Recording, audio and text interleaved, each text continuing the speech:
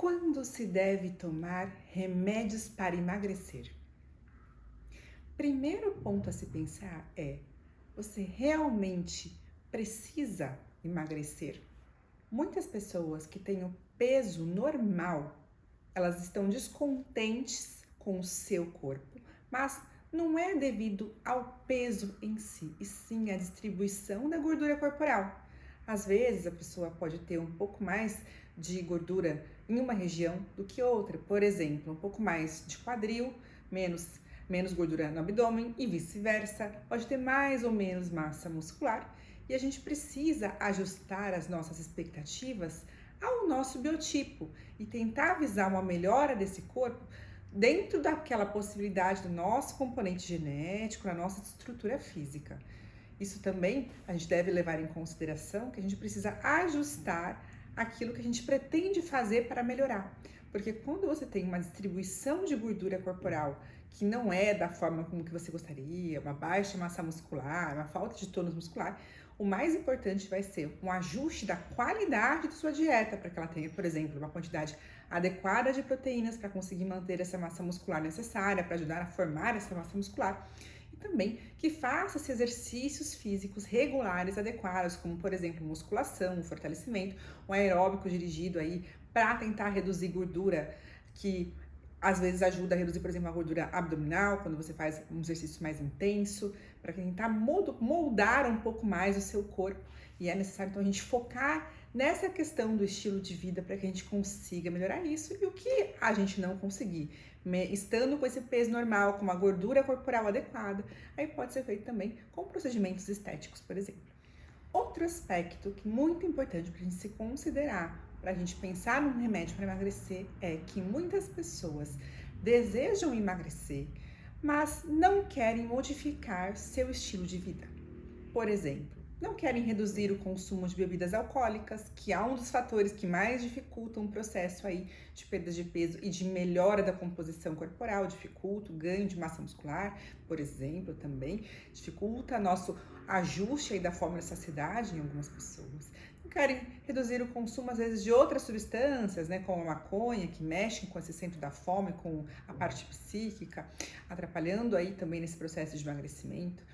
Não querem fazer exercícios físicos, às vezes não gostam, não quero fazer musculação, não quer fazer nada para mudar essa parte, né, da atividade física, e isso dificulta muito. Claro que tem pessoas que não vão conseguir fazer por uma limitação física, mas muitas pessoas têm condições de fazer, têm até como organizar o tempo para fazer, mas não querem fazer porque não gostam, não estão dispostos a fazer isso. Outra coisa é a mudança de comportamento alimentar. Muitas pessoas não estão dispostas a fazerem uma mudança na dieta, não querem começar a comer mais saudável, não querem preparar alimentos, não querem encontrar uma solução, às vezes não querem mudar o final de semana, até durante a semana faz uma dieta saudável, mas no fim de semana comem o que querem, feriados, férias, acaba tendo isso com muita frequência, eventos, e não conseguem fazer uma adaptação para entrar no equilíbrio, para que isso consiga ser possível de se realizar. Porque quando você pensa em déficit calórico, você come muito no final de semana, mesmo que na semana você comeu a alimentação adequada, vai ser difícil conseguir fazer esse balanço energético negativo total e você não consegue aí um resultado esperado. Nem muitas vezes também não consegue um resultado na parte de composição corporal, devido à qualidade da dieta, às vezes está muito ruim. Então, nesses casos, é necessário um ajuste de expectativas do paciente em relação ao uso de medicamentos, porque o medicamento ele vai ter menos efeito em alguém que, por exemplo, ingira bebidas alcoólicas com frequência, já que o álcool vai atrapalhar, por exemplo, a eficácia desses medicamentos e vai aumentar efeitos colaterais, como gastrointestinais, alterações psíquicas, ansiedade, insônia, pode modificar aí, interagir com alguns medicamentos. Isso pode prejudicar o resultado, além de ele ter calorias e dificulta aí fazer esse balanço energético negativo. Quando você consome drogas também, como a maconha, também vai aumentar a fome, vai mexer na eficácia dos medicamentos, vai dificultar aí que haja o resultado esperado. Quando você não faz atividade física, a gente sabe que você vai ter mais chance de perder massa muscular.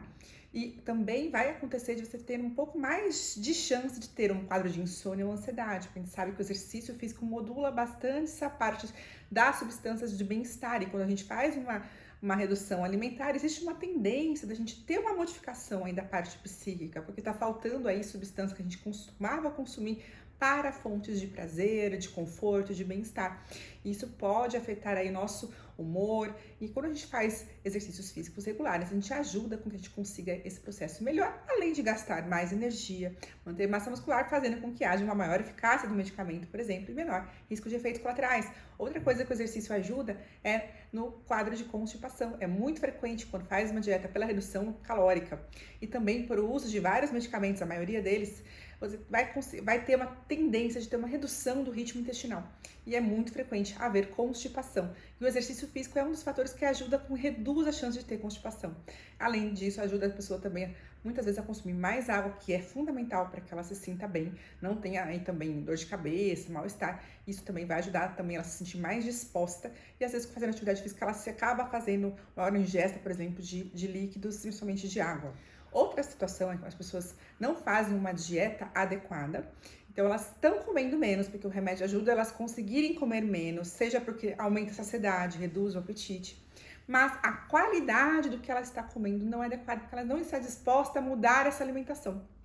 O que isso pode resultar? Uma redução dessa eficácia da medicação, a pessoa vai perder menos peso. Por quê? Porque o alimento muito calórico, por exemplo, um bolo, um chocolate, uma torta, um salgado, um lanche, eles têm muita caloria em pedaços pequenos, né? Uma coisa empanada, cremes, esses produtos cremosos.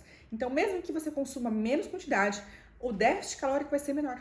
Então, você acaba perdendo menos peso do que alguém que está fazendo uma dieta mais saudável, que às vezes até consegue consumir um pouquinho mais de alimentos, né? E tendo um resultado melhor. E fora da parte nutricional, do bem-estar, que quando a gente não tem uma alimentação nutritiva, a chance da gente ter déficit de nutrientes, de vitaminas, de minerais, de proteínas, indisposição, oscilações da glicemia, por causa do pico de glicose, pela falta de baixa ingestão de fibras, por exemplo, você também vai ter menos saciedade, porque a gente sabe que apesar do medicamento ajudar na saciedade, ele tem uma certa limitação, não consegue fazer um efeito assim, eterno, cada vez mais intenso, ele tem uma limitação de quantidade que ele faz efeito. Então, quando você tem uma alimentação mais saudável, você consegue aumentar a saciedade pelo aumento de consumo de fibras e proteínas, por exemplo. E assim você vai prejudicar a eficácia do tratamento quando você não se preocupa em melhorar com frequência e com constância a sua dieta, não só alguns dias da semana, mas tentar fazer isso na maior parte dos dias, de preferência todos os dias, ainda que algumas refeições pode ser que não seja exatamente conforme o proposto, porque há situações especiais que a gente vai acabar optando por consumir os outros tipos de alimento que não estão aí na parte da dieta adequada. Outra questão que os alimentos acabam também interferindo quando a gente usa medicamentos é que, dependendo da sua alimentação, vai aumentar os efeitos colaterais das medicações. Por exemplo, efeitos colaterais gastrointestinais, que são extremamente frequentes, como, por exemplo, constipação. Assim como o sedentarismo, quando a gente não se alimenta com uma quantidade adequada de fibras, quando a gente não come alimentos que ajudam aí nosso intestino a funcionar bem, que não tem a quantidade de água adequada, existe uma tendência da gente ter ainda mais um quadro aí de constipação. Às vezes ocorre o contrário, pode ter diarreia pelo excesso de consumo de gorduras, por exemplo. Outra coisa que pode acontecer são náuseas. É muito frequente náusea, alguns medicamentos dão mais náuseas que outros, e quando a gente come alimentos muito ricos em gorduras, a gente distende o estômago, aumenta o risco de ter um quadro de gastrite, refluxo, que também podem acentuar, às vezes, com o uso de medicamentos no geral, que acabam fazendo com que haja aí um incômodo nessa parte gastrointestinal, na parte do estômago. Muitas pessoas já queixam disso normalmente com qualquer tipo de remédio que elas consomem. Então, se você não tiver com uma dieta adequada em qualidade, a sua chance de sentir esse desconforto vai ser maior e a sua adesão ao tratamento acaba sendo menor também.